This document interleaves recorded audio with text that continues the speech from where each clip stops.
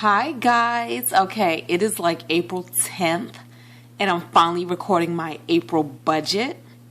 So yeah, we're already well into the month of April, so some things have already changed, but that's okay. I'm gonna go with my original budget and what I projected everything to be. The first thing we see is that I expect an income of $7,588. Again, this is from multiple income sources. And on this paper here, you notice I highlighted things in orange. The things in orange are numbers that have changed from last month or, just different. And I'm also doing Dave Ramsey's zero base budget, which means that we're going to take that top number, the $7,588, and we're going to give every dollar an assignment. So we're going to budget away until we are down to $0, rather than just kind of letting the numbers be willy-nilly and letting the money I bring in be willy-nilly and do what it wants. I'm going to direct it and tell it where to go.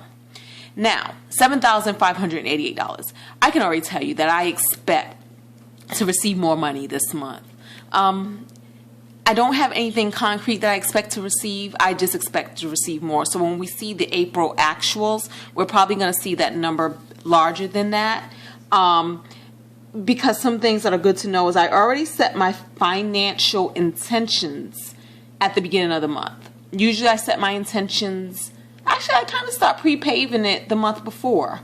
Like in March, I start saying, what do I intend for my financial flow to be in April? So some of the things I intend for April is I want to save $1,000 in savings at least. I want to pay $858 to my mortgage, extra to my mortgage at least. And I want to save an additional $300 to my gift funds. At least. And their intentions, because right now with that $7,588, there's not room in my budget to do those things, but I trust and believe that those things will be done this month. I also set my goals for the month. And my goals are things like how much am I going to MTurk?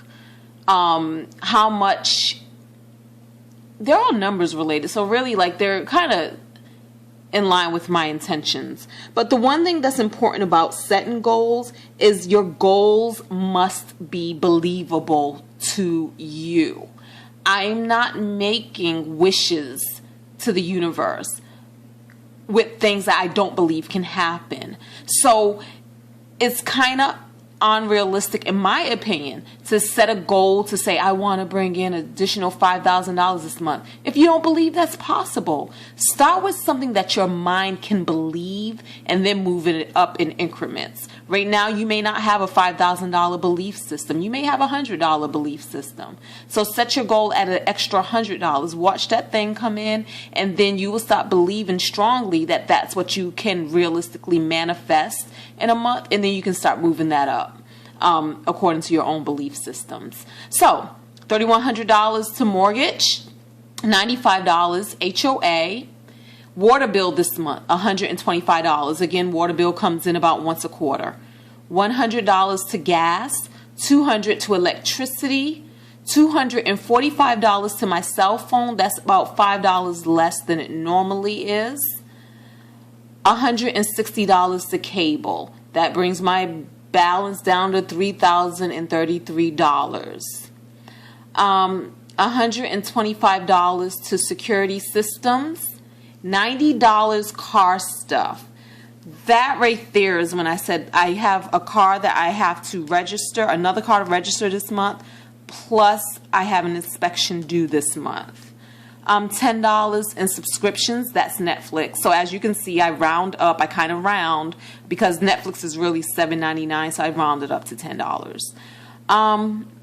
Housekeepers, that was something that I never thought I would do without. So I don't plan on having housekeepers come in this month. Therefore, that is a zero expense.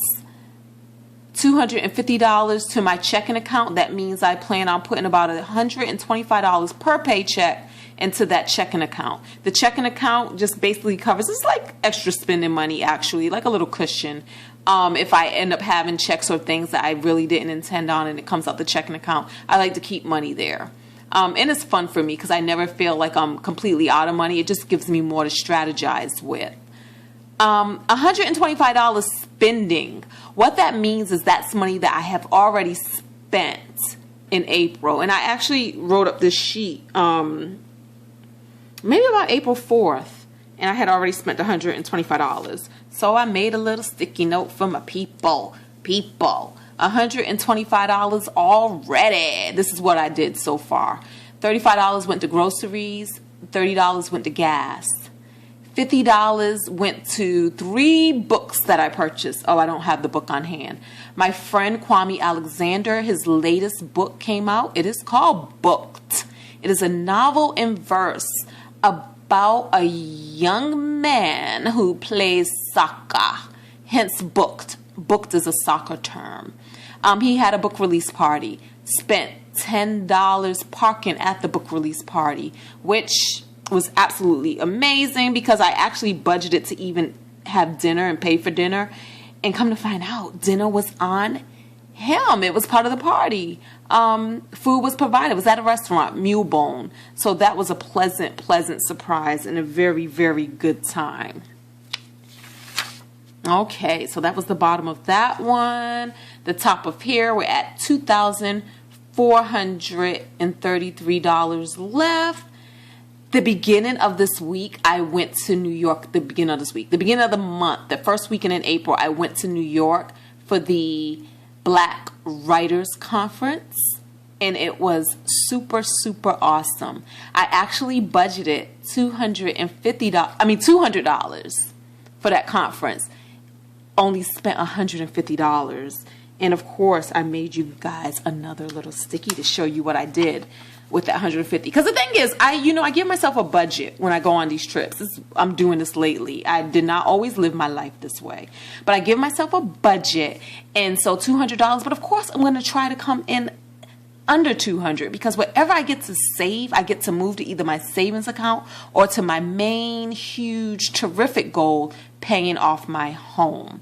So in New York, $67 went to see a play, Head of Passes, starring Felicia Rashad. It was absolutely awesome. It was off Broadway, and it was just a great play at a great price.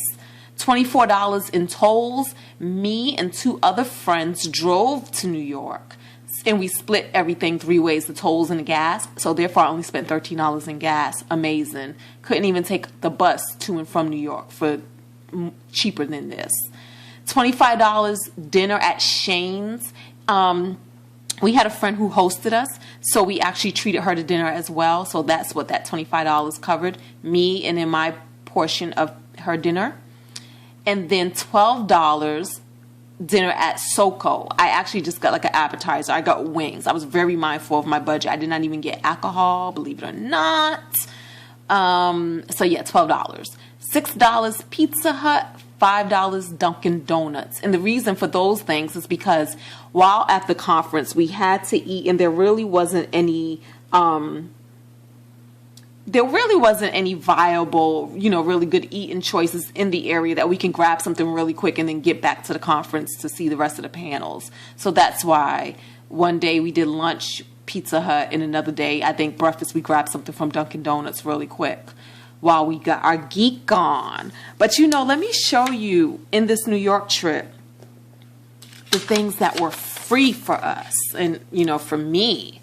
Free 99. Lodging, again, we stayed at a friend's home. She hosted us, and so lodging was free. Snacks, one of my girlfriends who drove, she allowed us to use her car. We used her car to drive there. So therefore, no rental car fees. Plus, she had snacks. So she had great snacks for us, which were free. Parking, New York parking, especially Brooklyn. Oh my goodness. It was crazy. And in Manhattan when we went to the play. All the street parking is taken, but luckily we're driving, and luckily we found parking just for us. I mean, we did not have to pay for a garage or a meter or anything. So that was awesome. And then dinner, because at the event they had a dinner one evening, and so that was free as well. So the trip was super awesome, very well within budget. After that, travel. I budgeted $100 for travel. I labeled that travel because I didn't know when I would actually make this video or when I would post the video. But what I did is I surprised my sister. She had a housewarming in Virginia Beach, and I went to Virginia Beach to go to her housewarming, and that's why I budgeted $100 for that. So that's what that is. And then this is a pop-up. I was not planning on this, but it happened. $650 Jamaica. I bought 7 nights in Jamaica for $650 at Negril Treehouse, which is a place we stay often when we go. And it was a Groupon, so therefore I only had a number of days to go ahead and buy it. So I went ahead and I purchased it. But the awesome thing is this price is actually for 2 people. And I'm very confident that we'll get another person. So far, it's 3 of us going. And so with 4 of us going, that $650 is going to be split by another person. So that was an amazing price.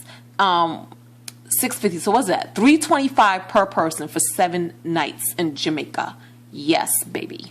So that's what that is. $210 in insurances.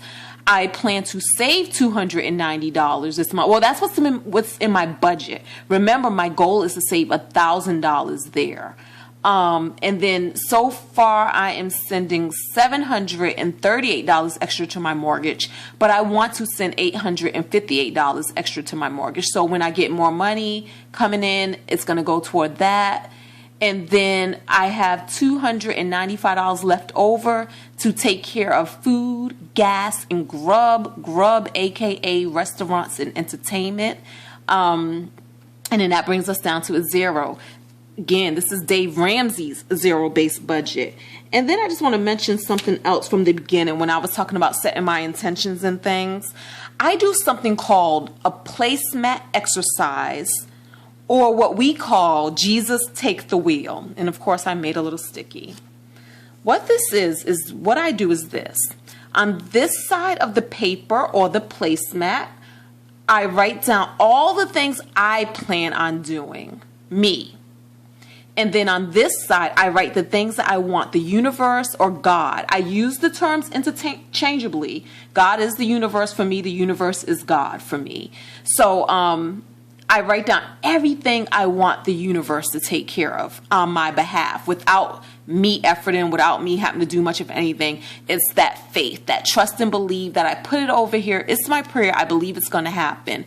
And an example here is I want the universe to take care of filling 3 rooms for me. I want it to float in money from unexpected places. And I want my PMI, my primary mortgage insurance on my rental property to be eliminated. So I'm not going to do much about that. I'm going to be open. This is what I'm going to do. I'm going to be open to ideas, open to opportunity, and open to energy. And by energy, I actually mean physical energy, meaning that I'm going to take care of myself. I'm going to eat well. I'm going to rest so that I have the energy I need to do what I need to do, whether that's coming home and cleaning so that I don't have to have a cleaning team do it, whether that's coming home and cooking so that I don't go out and spend other unnecessary funds on eating. If that's coming home and M-turking, I can't M-turk if I'm tired. I'm like, oh, I need a nap. So that's my job. And then the universe is going to handle all those other things for me. And that's how I fully expect to manifest extra money this month. I've been doing this for years. I'm pretty much a pro at allowing money to flow into my life. If you want to hear more about, or not hear, but read more about this placemat exercise or Jesus Take the Wheel game, you can check out a book that I wrote with some friends of mine called A Course in Gratitude, where we share the art of how we use gratitude and the art of appreciation to change our lives. It can be found on Amazon.com. You can also check it out on our website, acourseinGratitude.com. Thank you, you guys. for watching, subscribing, commenting, and all of that good stuff. This is April's budget, and I will see you guys soon. Hopefully after I do my taxes. I plan on going and, I don't know, grabbing stuff to finish up my taxes.